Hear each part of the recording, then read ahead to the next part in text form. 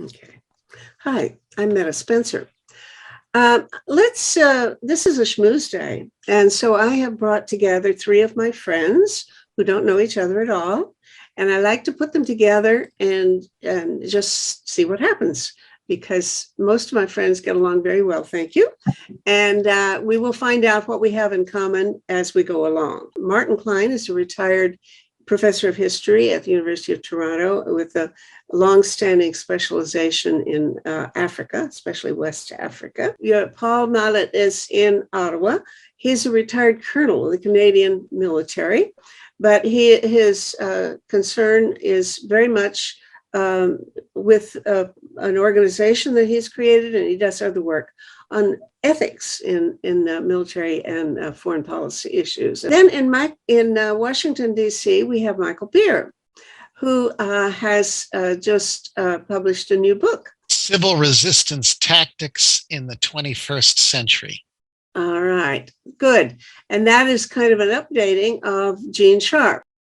So what's going on in your life, Paul? What's going on in my life, of course, is the sort of the aftermath of the Afghanistan issue, and issues of China are of some concern, and that we've thought about that. All right. Okay, Marty? The Taliban have won in Afghanistan, and the Chinese government is in power, and it's destined to become one of the world's two major powers, and in many ways more effective than the Soviet Union ever was, at least on a broad base. The Soviets were very good at designing tanks and missiles and whatnot, but they weren't always good at making washing machines. The Chinese seem to do everything well right now. The question is how you deal with hostile elements. Okay, Michael, what's on your mind? Generally speaking, at Nonviolence International, we're really interested in people power movements around the world, not just looking at power from the top down, but what's going on from the bottom up. And we're looking at a number of people power revolutions trying to take down dictators that are having a real hard time at the moment, despite enormous public support, notably Myanmar or Burma. Belarus is another. We saw Hong Kong recently with enormous public support not meet its goals in terms of citizen action. Thailand has been strongly protesting against their authoritarian government and monarchy.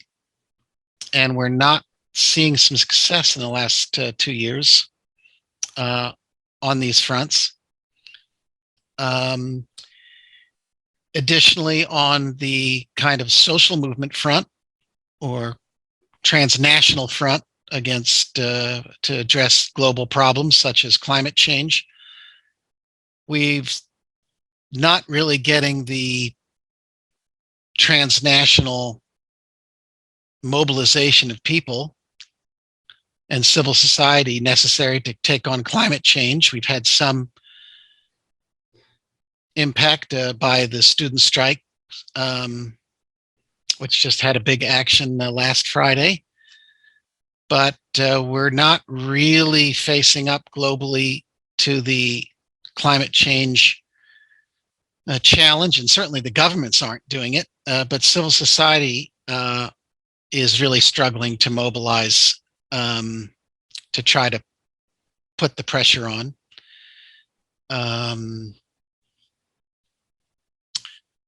I would say if there's any encouraging trends in the world that would be fun to talk about here with people would be to talk about what appears to me to be a strong trend or a good trend towards validating and appreciating the indigenous peoples of the world and their rights. And I think that their power is growing a bit. which is an encouraging sign for marginalized groups of that sort around the world. So there is, and I think that there are continued to be very strong gender-based social movements around the world around women's and girls' rights, as well as trans, lesbi, gay, queer plus rights that I think are continue to move very strongly forward. We had just had a plebiscite in Switzerland this week that overwhelmingly approved same-sex marriage. So these are some of the ways I like to talk that and approach problems that aren't necessarily the top-down approaches that we often hear when we talk about geopolitics. But I'm happy to talk about top-down ones as well. When I'm listening to you, I was looking for contrasts, and I don't know whether I was identifying one or not. But when Marty was talking about, well, the Taliban have won and China is going to be the big power, I don't know what the next sentence was going to be. Was it going to be, we should accept that and stop trying to pick fights with them, which is one very interesting line of argument? Or was it, Michael, how shall we undermine both of these outfits with your from below procedures? So, Marty, which way would you finish the sentence if forced to do so? Well, I'm strongly divided. I mean, I'm a strong believer in human rights. I've been involved in rights in different ways for 70 years now. There comes a problem, and this was a problem in the Cold War, that when you're dealing with an aggressive power, and this is something Paul might have some reflections about, how do you deal with them without being provocative? The Chinese in the South China Seas are doing things like building islands that they can then make into military bases. They're trying to it's interesting, the Belt and Road Initiative is going back to the competition during the Cold War for third world, particularly for African countries. On the other hand, in dealing with their immediate neighbors, China plays hardball. I don't know how to deal with it without creating another Cold War situation. I'm really more asking questions than giving answers. Well, Paul is an ethicist now, so come at us with your ethics, Paul. Sort of. Yeah. Well, with regards to China, if we're speaking on China, I mean, what we've got to do is really look at Western predispositions towards facing issues like this. You know, and if we are going to face them in terms of facing aggression, that leads you down a path with regards to enemies. Once you go down a slippery slope of defining enemies, that steps towards armaments and military buildup and confrontation is inevitable. However, if you're going to take the opposite positive peace approach, in which it's not about necessarily facing aggression, it's about building peace. So you have this on one hand, you know, it's either facing racism or building racial harmony. I mean, that language is very powerful when you get into a relational context. Otherwise, you're simply into a transactional context. I don't agree that the Taliban, for example, would use the word one.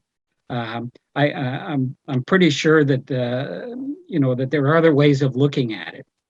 So in China, if you're going to face aggression or build peace, there's two contexts there. And I think if you're going to build peace, you're going to recognize also that maybe what the point of differences is all about, or at least the majority of the point of differences, may be economic. And in that vein, you can approach things that don't involve military situations. It doesn't do China a whole lot of good, and my impression is economic growth is not sustainable in China, or at least is shaky enough that going down that path is to the benefit of the Chinese. But they're gonna make those choices. So if we are hold on, going down what path? Going down the path to becoming a military superpower and spending, they spend what two to $300 billion a year on their military in their military budget. Yeah, and you know what else they're doing? They're putting in new, like hundreds of missile silos for ICBMs. Yeah, but a lot of this in this situation is what you would call dead money. I mean, you are going to take the wealth, you're going to take hospitals, infrastructure, education out of the Chinese economy, to build these silos there, and these silos are relics of the Cold War. I mean, if you want to do that and create that kind of tension, fine, but that only gets you into the transactional. As you spoke about, Martin, the transactional path. I have power. What are you going to do once they've done that? If they've made their choice, then it's our move. We they've moved. Now it's our move. What are we going to do? And I think Michael may have a different answer. I don't know. It may not be give them some money. It might be something rather different. Michael, your turn. I think we've got a massive problem with militarism around the world. It's not just limited to China and the United States. That's correct. We have a international order that we've been trying to build, particularly since World War II, maybe since World War I, that's rules-based. And we're really struggling to keep the momentum up of creating an increasingly rules-based world, to help resolve conflicts, including ones that could become violent. And we've got nation states that are obviously playing the traditional kind of competition games that have been played for a very long time. We now, of course, have a situation in which we have nuclear weapons and other incredibly destructive weaponry that can't really be used because these weapons are so powerful. To give the listeners here an understanding of the power here, because I think we need to be reminded of the dangers of nuclear weapons. The explosion that happened in the Lebanese harbor last year with fertilizer was about 1,000 kilotons of TNT equivalent, and a kind of an ordinary one single bomb, a nuclear bomb on a submarine, might be 100 times that. And look what that one bomb did to the port of Beirut. Think about a bomb, just one single bomb, and we have thousands of these. One bomb that is 100 times greater than what exploded in the Beirut harbor, and you can pretty much talk about taking out an entire country with one bomb. We really have a difficult situation here beyond just the United States and China, but these are, of course, the two biggest ones, and we need to mobilize the smaller countries around the world. We need to mobilize the civil society and the corporate world to really challenge militarism much more successfully than we have, because there are industries, there are political forces within China, within the United States, within many of these countries that like this game, that earn money off this game, that make their living off this game, that rise through the ranks through this game. And it's very, very dangerous and destructive. Would Marty Klein call your or mobilizing from below provocative? Because, I mean, that seems to be a concern. We want to figure out how to confront them, but without being provocative. And that is the dilemma. How do you do that? Either you take a stand against them or you don't, or you try to mix the strategies in some way. Is there, Marty, is he provocative or is he a good guy? Who's Michael? Is he your friend or your enemy? Oh, he's definitely my friend. Right. I love China. I've been to China twice, and it was a magnificent experience. And I think one of the moderating things in the Cold War was the effort from time to time of both powers to engage in soft diplomacy, the ping pong diplomacy. That was China, I think, the ping pong. But the tours, and people-to-people contacts were often very rewarding. Oh, hold on, though. Now, I'm just asking, I'm trying to be as provocative as possible. So, please let me. Because if you want ping pong diplomacy, that's action from above. Clearly, it was, Nixon and those guys, and they were trying to play nicely with China. And that's one strategy. But if you do that at the same time as you're trying to get people to go out in the streets of Hong Kong or do something to strengthen Taiwan or protest at the ICC about the Chinese treatment of the Uyghurs, et cetera, that is a different strategy. It's not compatible with playing nicely from above, is it? Or is it? Is there any combination of the two possible?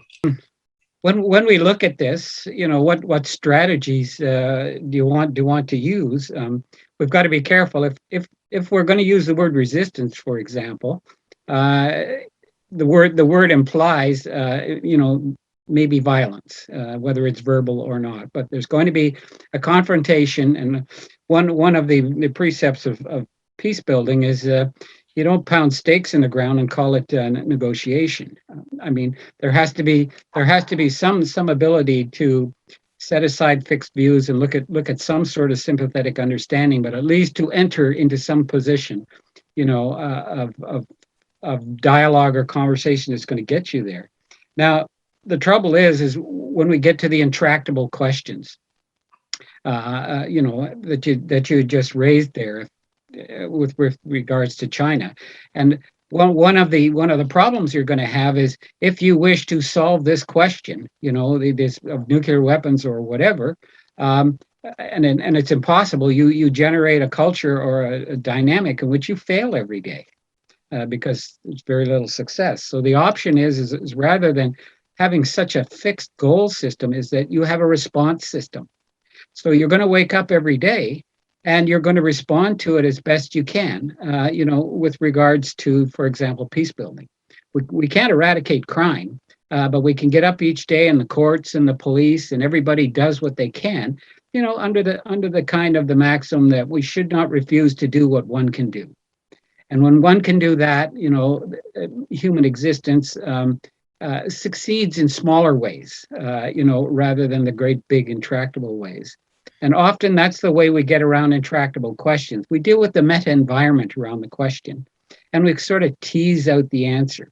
And when the answer emerges, hopefully someone's smart enough to grab onto it and run with it. But I'm hearing you offer something that sounded like Michael's notion of a rules-based system.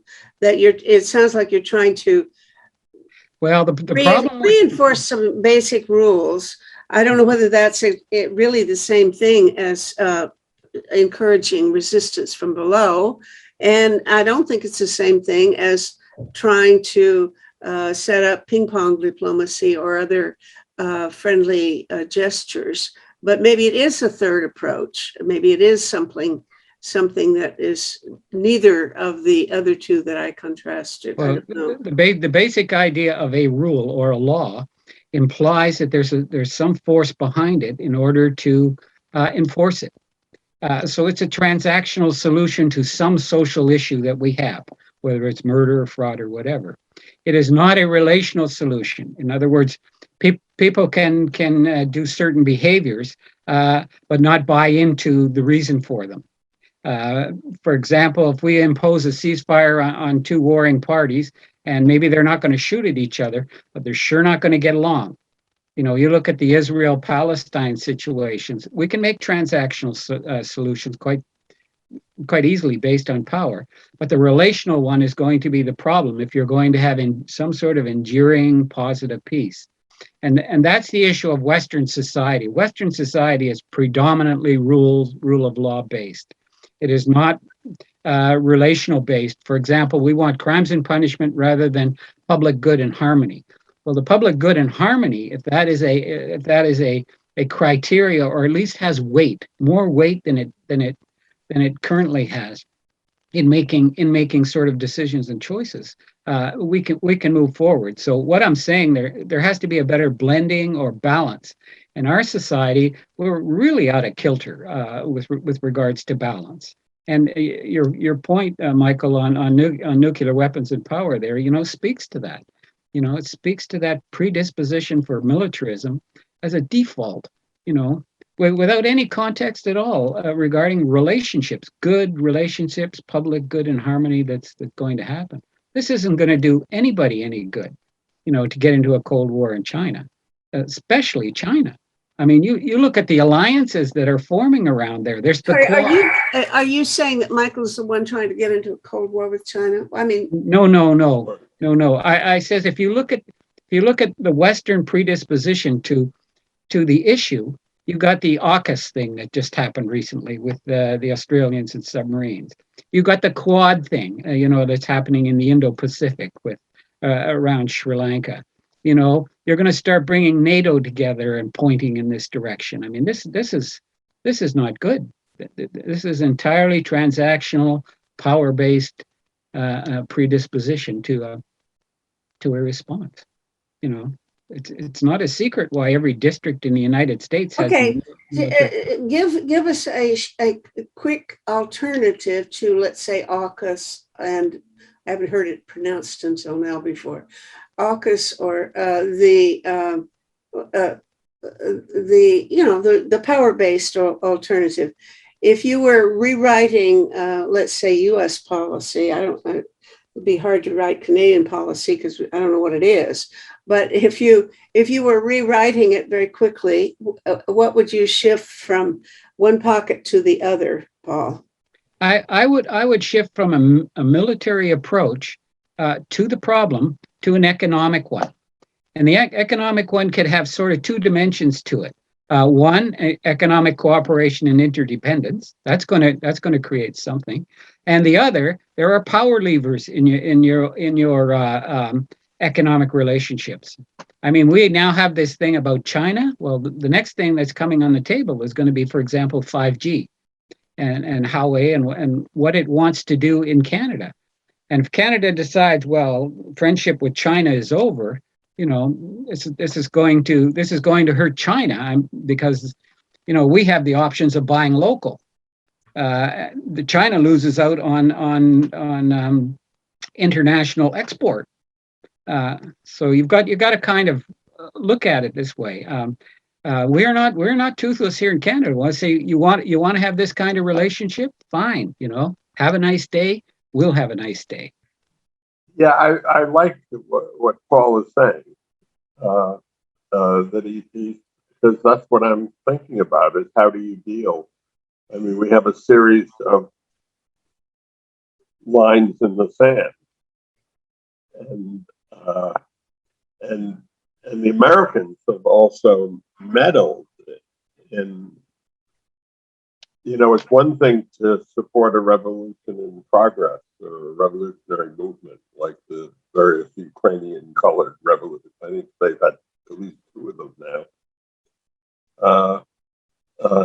It's another thing to go out and try to stir it up. I mean, Russian attitude toward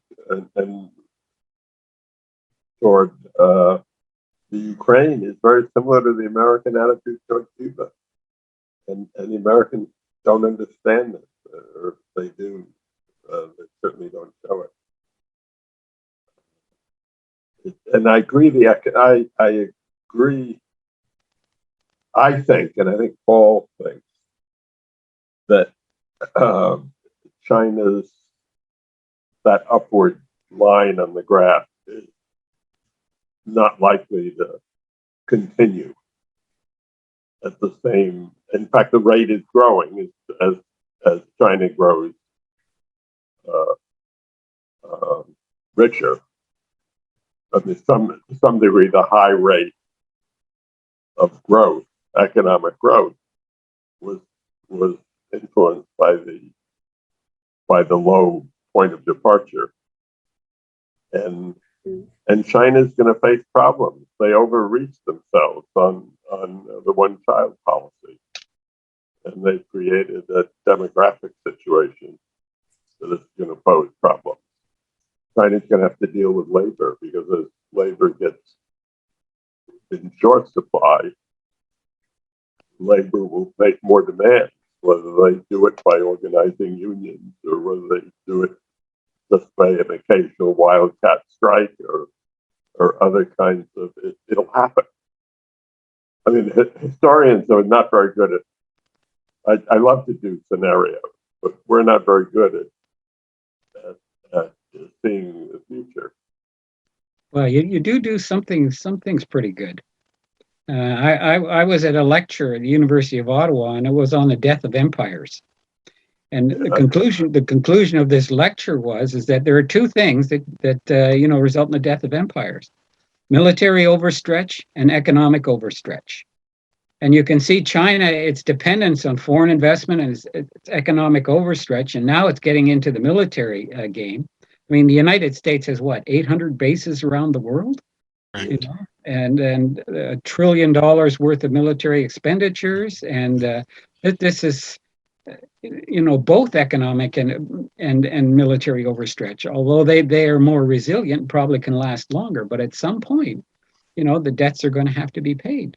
I don't, I'm not hopeful the way they're currently going. But one of the things about the Afghan war is it's one of these inflection points. Something has happened, something has kind of ended, and there's some soul searching that can be done. So there's an opportunity now for issues of choices and reflection on what happened, and can we change our ways anymore? Because this soul searching won't last long. I already see Afghanistan receding into the background, in the news, and China emerging a little bit, and Afghanistan will just be written off as a failed state. And what we did to Afghanistan, the big thing was we brought them into a modern society, the same as China into the global society, and gave them roads and infrastructures and freedoms and all of this. And they can't sustain it without foreign investment. Every month, it took billions and billions of dollars to keep the Afghan country going. It's the same with the military. Everyone runs around blaming the military. Well, that's ridiculous. I mean, what you did was you went in there and you built an American military. And an American military requires endless support in terms of sensors and aircraft and drones and all sorts of sophisticated support. And when all that is withdrawn, they just didn't have a chance. I mean, their expenditures of ammunition was off the clock. So what should we do, Paul? Now that, as of right this minute, what should we do to prevent the worst of the effects? Well, right now, I think what first thing that has to happen is we got to quit blaming. The government was corrupt for sure, but the initial problem is that we started this. We started this in Afghanistan and Iraq, and we have some level of responsibility here. And if there's going to be what though? I mean, let's assume that we all are willing. I still don't know what to do. Well, the first thing I think we have to do is tell the truth. We have to accept responsibility. We have to look at what restitution we're going to make, and we have to look at some closure in which everybody is satisfied with the outcomes. I mean, we do have now this problem with the Taliban there, but anybody who thinks that the Taliban of 1990 is going to be able to run the modern country of 2021 that's produced there, I mean, they need engineers, they need all sorts of things. Should we send them engineers? Well, the problem is maybe you can tie this to human rights. I mean, they're going to see that their survival is going to be very, very tenuous, you know, within a couple of years, or they just degenerate to a failed state and, you know, to continue to sort of rape it in a sense. Well, I again, I'm not sure where we're going. I see it's very difficult with Afghan to tell what actions are made for the gallery and what are reflect local, I don't know what you call it, political culture. Yeah. But one of the things that has happened, the Taliban start as a bunch of Muslim students and teachers, and what happened in Afghanistan is very different from what happened in Iran. Now, That's true. As Paul suggested, Afghanistan was a much more backward society. Iran was is in many ways a modern society, and the leaders of the Ayatollahs sponsored a revolution which was more effective at modernizing than the Shah's policies were. And it's made Iran the dominant power of the Middle East. I agree. That's one of the reasons the Iraq War was probably the stupidest war in American history. I agree. I mean, the only people who could win that war were the Iranians. That's right. And you have a country which is majority Shiite. And the Shiites may not all love the Ayatollahs. They may prefer the other Ayatollahs. But there's a fraternity there. And Iran is a populous country. I mean, these discussions, I get bombarded with Israeli delusions. The notion that you can do anything by bombing Iran or any military action. Iran is strategically centered. They could destroy a large part of the oil imports by cutting off the Straits of Hormuz. That's correct. Which wouldn't be hard to cut off. They are an industrial country. They have a much higher level of education than they did 45 years ago. They have women in influence, and they have a high level of female education. They're very different from the Taliban. And what one of the things I see, but I don't know how it's going to work out, is that there are people who've been sitting outside of Afghanistan representing the Taliban, sitting in Doha. And some of these people have an understanding that going back, I don't think Afghanistan is going to become a failed state, but it may become a medieval state. What state? Medieval. Yeah. That is, they're motivated by very primitive conceptions of Islam. And the cutting off of hands and whatnot is just symbolic. These are guys who won a war, who wander around with rifles and sandals, and yet they defeated this highly armed, overly financed army with American strategic support. I mean, this is more awesome I would think militarily, than what happened in Vietnam. And what bothers me is that once is that the moment those planes hit the Twin Towers in New York, the Americans totally forgot about Vietnam. And I don't know about the military. The American military was disturbed because they're not used to losing wars. They certainly didn't like it. I mean, Afghanistan is what, 40 million. Yeah. I mean, they say that what runs the Middle East are Egypt and Egypt, Turkey, and Iran. They're at about 80 million. He says the rest are just gas stations. There's that kind of saying. So I think or Afghanistan rather recognizes that the prize, or the world recognizes the prize of Afghanistan is the trade routes. You know, the Silk Road that's been going back for thousands and thousands of years, whether it's going to be oil pipelines, $2,000 for trucks coming through. I mean, that's what's going to sustain their economy, and that is just not enough. It's just not going to work for a modern society. I see you two guys are sort of wandering around trying to figure out whether to play nice or be somehow tough. But you're still talking about dealing with the government. And Michael is sitting there waiting for somebody to mention civil resistance. And I don't see any place for it in the dialogue so far. Michael, how does civil resistance fit into any of this conversation? Civil resistance is going to be needed. It's needed right now. And whether it will manifest in a big way, I don't know. But certainly taking on the problem of militarism in the world today, we have the United States, which has run amok for decades on militarism, and China is ramping up. But we're seeing authoritarian regimes all over the place. India is vastly expanding, the Philippines, Thailand, Brazil. There's so many countries that are pouring a lot more money into the military infrastructure. And we need civil resistance movements around the world that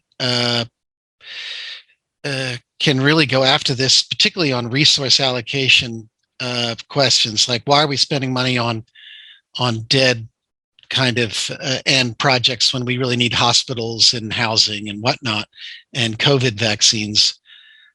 So we urgently need that. Now, the biggest ally will probably be multinational corporations.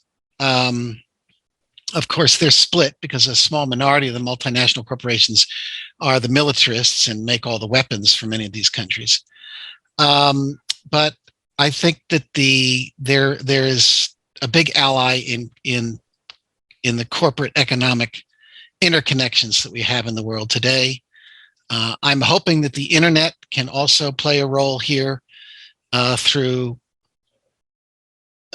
promoting communication and connection between peoples around the world to try to meet their needs. We really have a dysfunctional kind of governance situation in the world.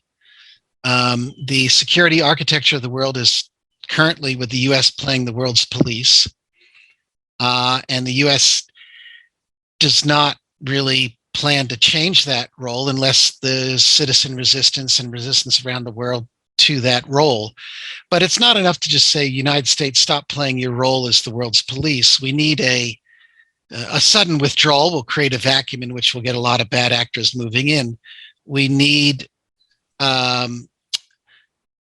new security-based architecture, and it's not something that you can mention in Washington, because the belief here is that, at least as far as the eye can see, the United States is going to be militarily supreme on the planet, as far as the eye can see, and that is the plan. And we're not planning to share power to lessen militarism as a way for creating global security. And this is where I'm hoping that civil resistance movements and global economic forces can make a difference. The United States is the first place to start, where we need to start de-escalating with the 800 military bases that have been referred to in the $1 trillion budget and all the nuclear weapons. The United States needs to start talking about at one level, lessening its military footprint around the world, but advancing its diplomatic and economic engagement and filling in and trying to help create a more solid rules-based world order that can fill in these security gaps. So I'm talking very big here, but civil resistance is needed because the current governments are not really responsive to public opinion through elections. Where is public opinion? It seems to me the Americans are so deeply divided and on militarism as much as anything else. Mhm. I mean, That's correct. That's the correct. lines on different issues change, so that where the Republicans are overwhelmingly militarist, the Democrats are divided. That's correct. And we're seeing authoritarian type, nationalist type politics in a lot of the world in which you have split populations. You've got Russia, which has strong nationalists supporting Putin, but that's weakening. Chairman Xi in China is playing the nationalist card more than he's playing the communist socialist card. You've got India, same thing. So we've got a lot of people in the world who are supporting very strongly nationalist type of approaches, and this is very, very dangerous. I'm, working in my little way with our organization to promote nonviolent resistance and action, build on the strengths of successes, whether it's various kinds of social movements for equal rights, which we've seen around the world, which have profound effect on the world. Obviously, the rise of women could have an incredible impact on the world, I'm hoping, particularly as women emerge into the various power structures of societies, particularly on the economic and political fronts. There's great hope there. And there are some positive trends that we can look for. We do see Sudan as in 2019, where the first Islamist dictator got taken out by basically a secular civil society movement that was very disciplined in nonviolence. And Sudan still has a long way to go, but is set an example of a success story that we want to emulate, particularly in the Islamic and Arab world. So those, I'm throwing out a lot at a time. Mm-hmm. Yeah, well, already though, I am, I guess, the most jaded of all of you, because I've just lost faith in almost democracy, in the sense that I think public opinion is so screwed up and so much not a source of good innovations that I don't know where to go. I mean, how can you pin your hopes on civil resistance unless you think that the people, who might go out in the streets have their heads screwed on right, and they don't, and half of them don't, and enough don't. So you might even get Donald Trump reelected or something. You have a large proportion of the population who will do things like refuse vaccinations that are necessary to save their own lives, or continue to pay for the weapons that are going to kill them, et cetera, without complaint. In fact, begging for more of the weapons, et cetera. So we have these totally crazy people running the world. And even the ones who are not running the world, how are you going to empower them to do anything worthwhile when they're so messed up? And I don't know how to change public opinion in a way that makes people more rational. That's where I'm stuck. I'm really lost. Well, maybe the idea is not to change public opinion; it's to watch public opinion. I think the future of Afghanistan, for example, is going to be a social resistance, which isn't necessarily going to be organized by protests in the streets. It's going to be far, far deeper, in just the way people do. We've had 20 years of freedom and rights here, and you're not taking this away in a major sense, without some consequences. Our problem, Meta, is in our society is we believe in a two-pole system. It's either A or it's a B sort of thing. Whereas, we're either friends with China or we're not, or, resistance or not. Well, that's not necessarily the way to go. It's a four-pole system. where you can have A and you can have B, but you can also have both A and B, or you can have neither A or B. And in broadening your perspective here, it gives you more alternatives and options to operate. So you don't have to all of a sudden be categorical about something, but just a little, provide a little more space, to operate on various levels. Continue something economic with China. Also continue something on the resistance side, I would say, in terms of their militarism or their human rights and things like that. I agree. I work on the history of slavery, and I have put forth an argument, which not many of my colleagues have thought, that there's a fascination by resistance, particularly because people of African descent. It's categorical. It's very important that their grandparents or great grandparents fought back, and I know this because my father, as a Jew, was deeply bothered at people getting on those trains and not fighting. And he loved stories of Jewish guerrillas, and he became a Zionist for some of that reason. It's the same dynamic, and yet I think what is more important is the subtle kinds of resistance, people pushing the boundaries. And I see some of that now in Afghanistan. The Taliban may destroy it all, or they may decide that if they want to operate even on their more limited level, they've got to relax some of the barriers. And there may be a difference between the people in Kandahar and the people in Kabul, which seems to already be clear. It is striking that the demonstrations, you would think that the women would be cowering in fear, but the most important demonstrations against the Taliban have been women. And women have something to lose, but also if they want to maintain government structures, do they want to fire all the women? Right. And so there are little decisions that have to be made, and it can go different ways. I'm not sure how it's going to go. As I said before, I'm not very good at predicting. And the same thing, with China, I see the big questions as internal questions. It's Chinese labor. It's demographic structure. It's economic efficiency.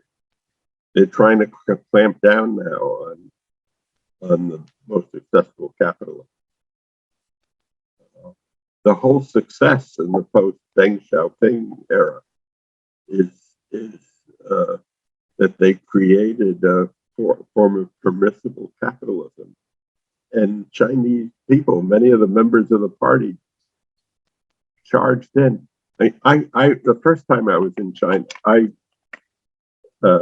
was being given a tour, and by the Institute of World History, I was invited to give some lectures. And then and probably still now, if you're invited to give a lecture, you're part of a public relations enterprise. And so I said to them, I've done a book on peasants, and I'd be interested in seeing some rural area. And this was a point when in Russia, and I have lots of good friends who work on Russia. In Russia, the old Communist Party, the old apparatchiks, were blocking efforts to modernize the economy. They were at the bottom. I'm talking about the pig farmer. I mean, the essence of the compromise between capitalism and communism in Hungary, and communist Hungary, was this contract between the guys who grew animals and the commune that grew grain, and they worked together. But in Russia, there was resistance to this kind of thing. In China, they took me to two places. Both of them were exurban. That is, they were close enough to Shanghai and Beijing to be influenced by modern currents. In both cases, I'm sure that my guide was a local. One case, he was the vice mayor, but he's a local party man. And in both cases, the tour ended up with lunch. In both cases, there were things that the commune was doing. I mean, one commune was building a boiler factory. Well, how did you get into boilers? Well, some of our people worked in a boiler factory, and they decided there was a market for it. This is communism. They decided there was a market for it. Another operation was a one-room light bulb factory. But who are they producing light bulbs for? Sylvania. You know, there was Sylvania Electric. Oh, yeah. And at the end, the last thing that was said, if you know of anybody who wants to invest, we're interested. And that's why that was the success. Well, communism created tremendous things. I was in the Ukraine, and some of the reason the factories and whatnot in the villages were destitute, villages were destroyed, is because they could make a product, they could make something. But in order to make the complete unit, some other part was made somewhere else, maybe in another country. And so when the the Warsaw Pact and all that dissolved, all of a sudden your supply and whatnot, you didn't produce anything. You didn't produce a single unit in any sort of way. And even China now, it faces that middle income trap. And I think that's going to be serious, very serious. You got 1 billion some odd people there. And low skilled labor is coming to an end. And there's a big issue there.